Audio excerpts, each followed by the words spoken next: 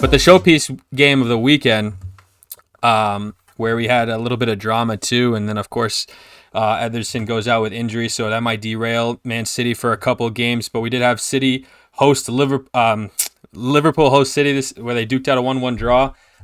Gave Arsenal the opportunity, since they shared the points, to go top of the table. So this was a huge game. How did you guys feel about this one? I think City got away with one, personally. I thought Liverpool had more of the quality chances in this game. There was a period where I think it was Luis Diaz. I mean, he could have scored a hat trick. He was in on goal a couple times in the 1v1s, and even Darwin Nunez kind of missed a gilt-edged chance. And I'm really wondering if Liverpool is going to look back at this game and have some regrets. We're obviously going to get into the penalty controversy as we talk about the game, but in my opinion, I don't think Liverpool fans can be hanging their hat on a referee's decision in the game where they're at home, and I really thought they should have scored. I mean, the only thing I was thinking the whole time is, wow, I mean, if this was a Sadio Mane team, I think Liverpool might have won 4-5-1. I mean, I hate to say that. I really like Luis Diaz. He's a proper winger. He's full of confidence every time he plays. He doesn't care who's in front of him. He'll run right at you. He'll even run through you sometimes. And it was just, I felt so bad for him. I'm sure he would have had trouble sleeping because he missed some great chances. But as a neutral, I was kind of let down, to be honest. I mean, apart from the chances, the goals kind of sucked. I mean, City had kind of a moment of genius. It was a cool little set-piece routine. Ake setting a pick on McAllister and the John Stones near post run. They kind of did a corner taking quickly to Liverpool, and then Liverpool obviously responded from the spot. So I was a little let down. I was hoping for a Premier League classic thriller, but there was certainly a lot of drama. Yeah, I mean, I unfortunately didn't get to watch it live, so I kind of watched a little bit on catch up and in the highlights. But if you watch the highlights, especially in the second half, every other clip for a good 20-minute stretch of the game is just somebody smashing the post. So the amount of opportunities missed in this game was crazy. And yeah, I think I would probably agree that I think City definitely got away with one. Where Liverpool, I think in the former teams, like you mentioned, like a Mane and a Salah team, they're scoring 3 or 4 goals in this game. Could have been wrapped up at halftime, to be honest. Exactly. So I think it's probably a bit of a changing of the guard for Liverpool, where these are the games that they would have definitely won with the old squad. But I think it was still an impressive performance from them. They proved they belong, and shout out Kelleher, still looks amazing. It doesn't look like a big step down from Alisson, which I don't think we can say the same on the other side when Ortega came in for Ederson. It was definitely, as a neutral, really disappointing. Jay, before you go into your goalkeeper stuff, let me jump in front of you. My man of the match for the game, Endo, pocketed De Bruyne and pocketed Bernardo Silva the whole game. I promise. He is fantastic. I don't know if you guys remember how much they paid for him. It was like, what, 16, 17 mil? Was the fee, yeah. You got to be joking me to go. Everybody calls De Bruyne, the greatest cam in Prem history, and he just got pocketed by somebody who's worth 17 million pounds. So, fantastic performance from Liverpool. They should have easily won this game. They should be ashamed of themselves, truly. Luis Diaz, especially. I mean, Andrew, you said it best. He had a one-on-one. He skied. It was bad. The one-on-one was awful. It's not even close to making Ederson think about it. It was bad. I don't know if you guys remember that one-on-one that Lacazette had a couple years ago. They quoted his tweet and then put Lacazette's one-on-one, and it was like the same exact shot. Like, it went into the stands. It was pretty funny. Yeah.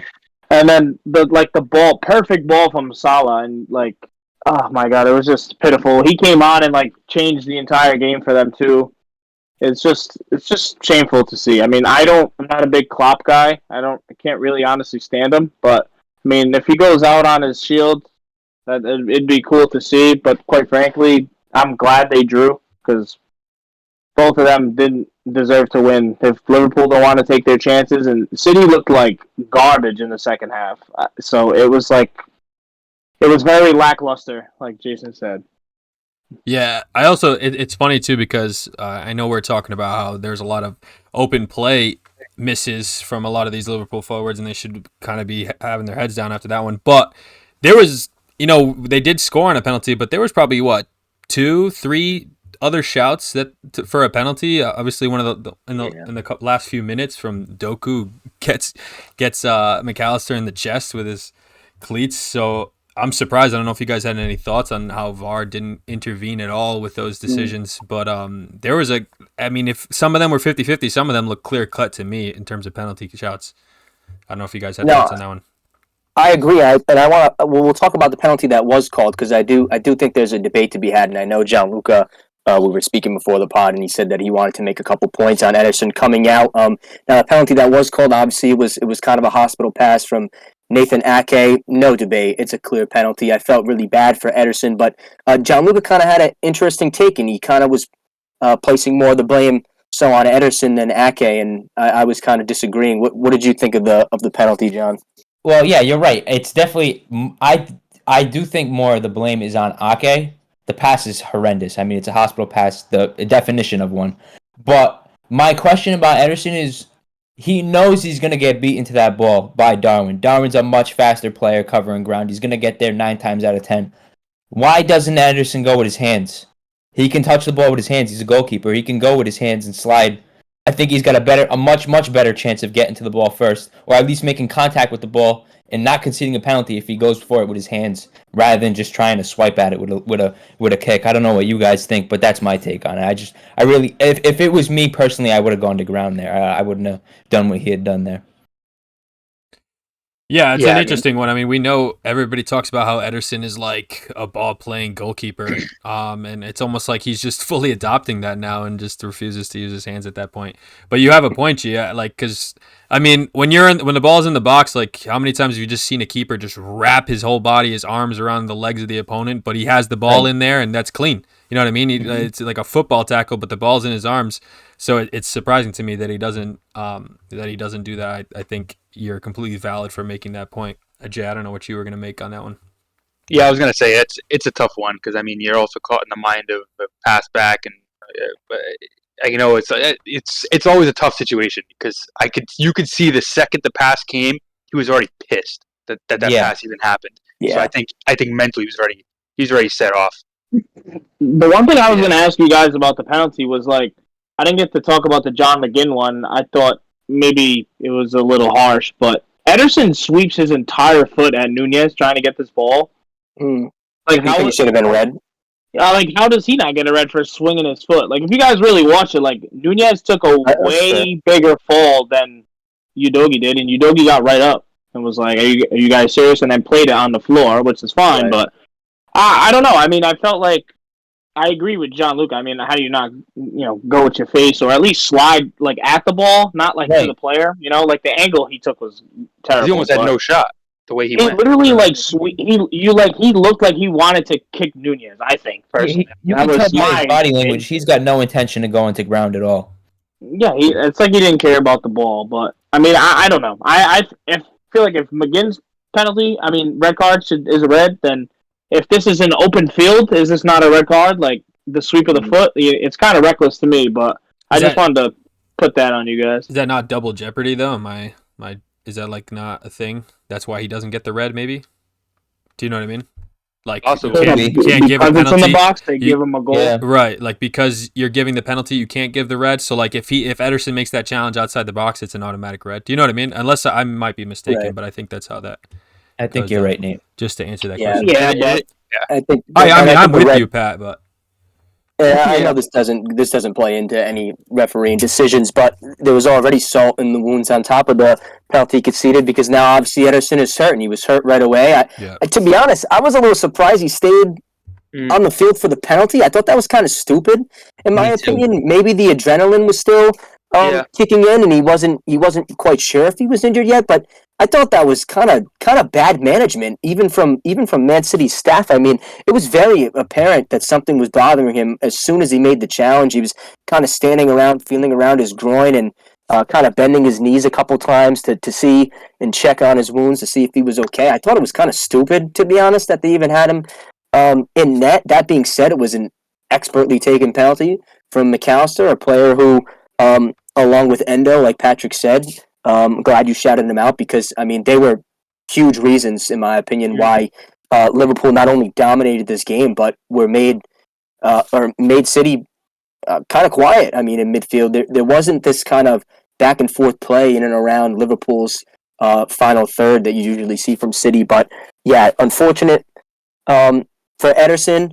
But yeah, I think the overall consensus is that we all kind of feel that City might have gotten away with one. Especially, we can talk about the biggest controversy of them all now with the Doku penalty shout. I know I had said before recording, I think I'm going to be honest, I think it should have been a penalty. I think they got it absolutely wrong.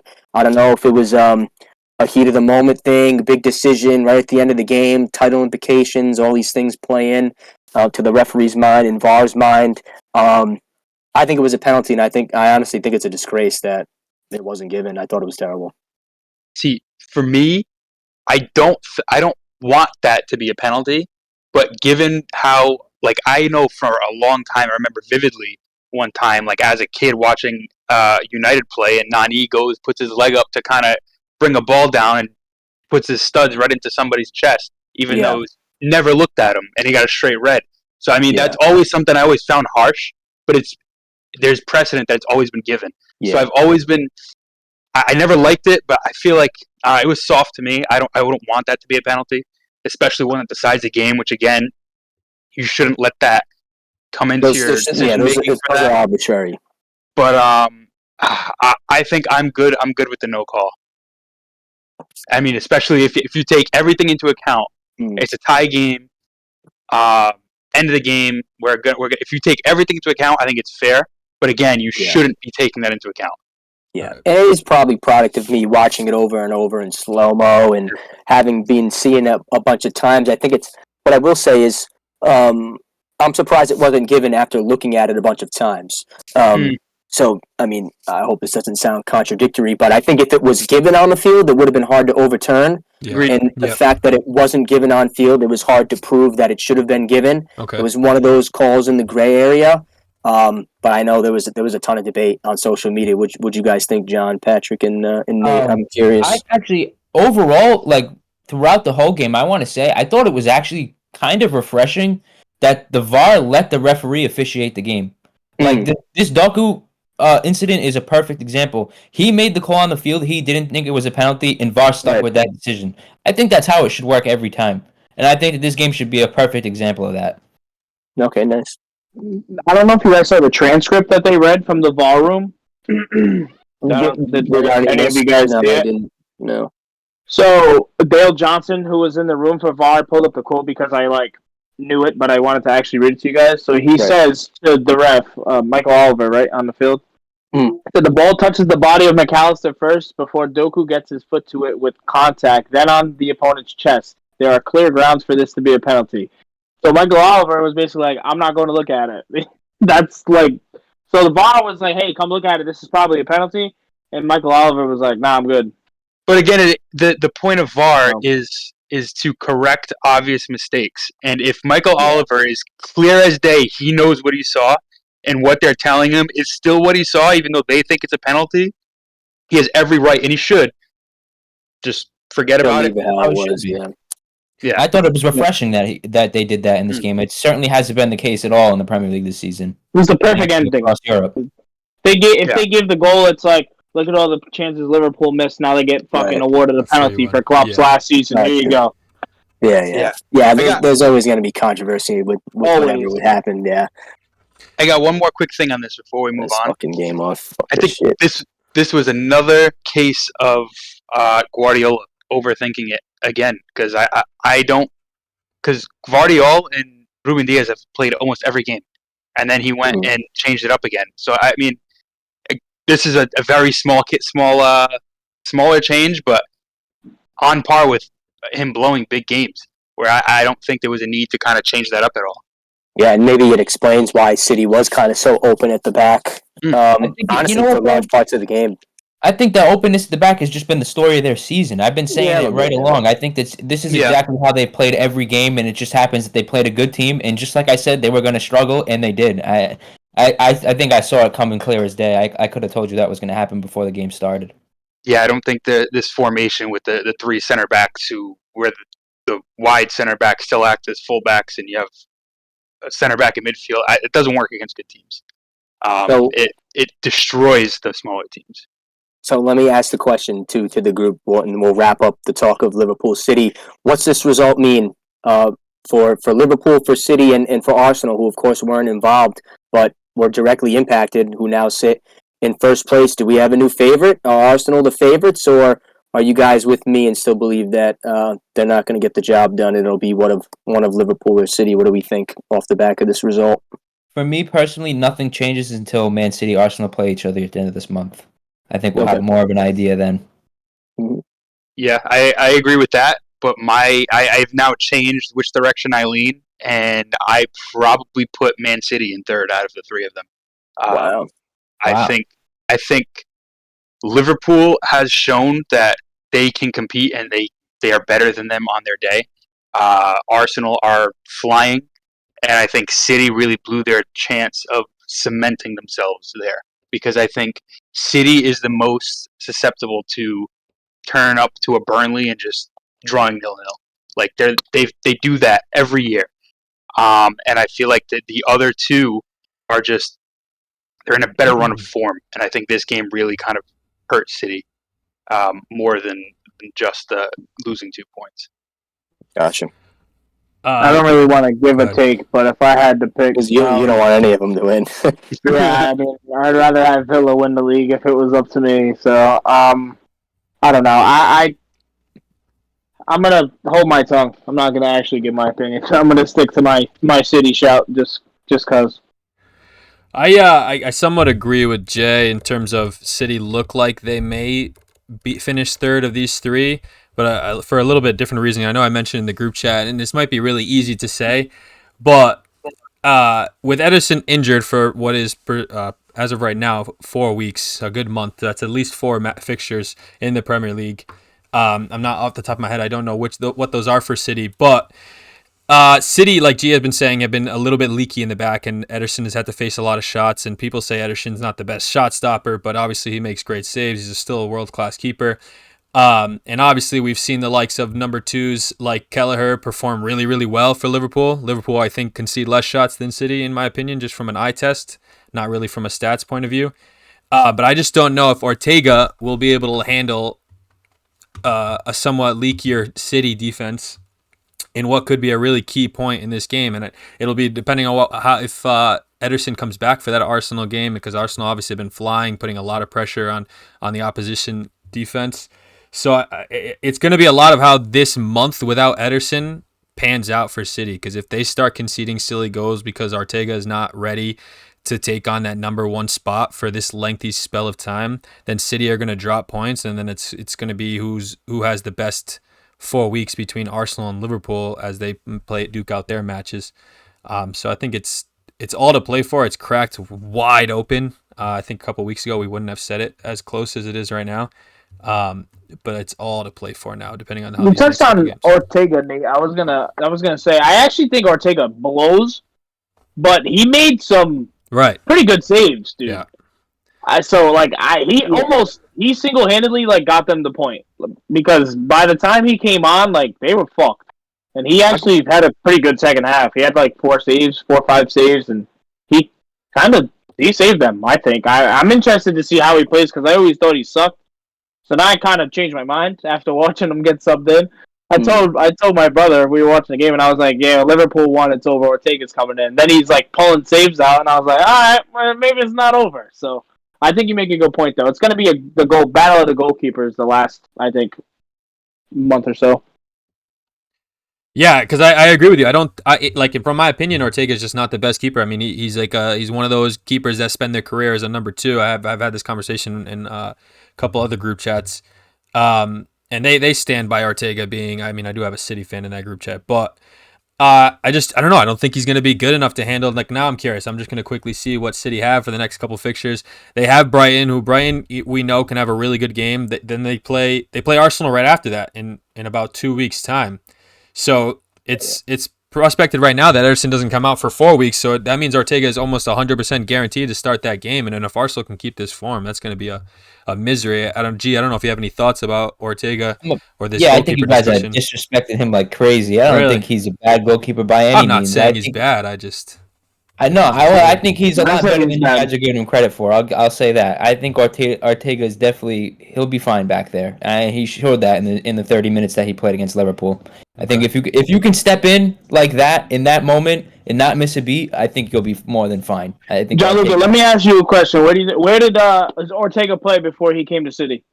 I don't know, but I can tell you from Yeah. what I don't. Armenia It Bielsa. He I fucking don't, sucked. but that doesn't matter to me that where he played before. It matters to me that when he comes in and he plays, he makes the stops and he answers the question. He did that Correct. every time against Liverpool. You can't Correct. ask for much more from a goalkeeper. So Yep. I think he's going to be fine. I think if anything's to blame over City losing the league, it's going to be the mistakes that happen in front of Ortega. Like it's not going to be all on him. It's really not. That's I fair. think that's outrageous to say that it's going to be up to Ortega to make the difference. I don't think so. But I do think he is the worst of the number twos in that three-way title fight. Yeah, I guess I would agree with that. Yeah, I mean that's a tough one because Arsenal basically have 2-1s, and then Kelleher has been standing on his head these last couple games. So yeah, it's pretty. Yeah. Tough. Yeah, I feel like What's up, guys? If you love content like that, if you just love football, if you just love soccer, and you want to see more of our conversations, come check out the Son of a Pitch podcast channel on YouTube, Instagram, TikTok, all across different platforms.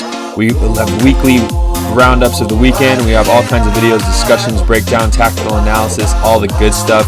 Come check us out and keep on being Son of a Pitch.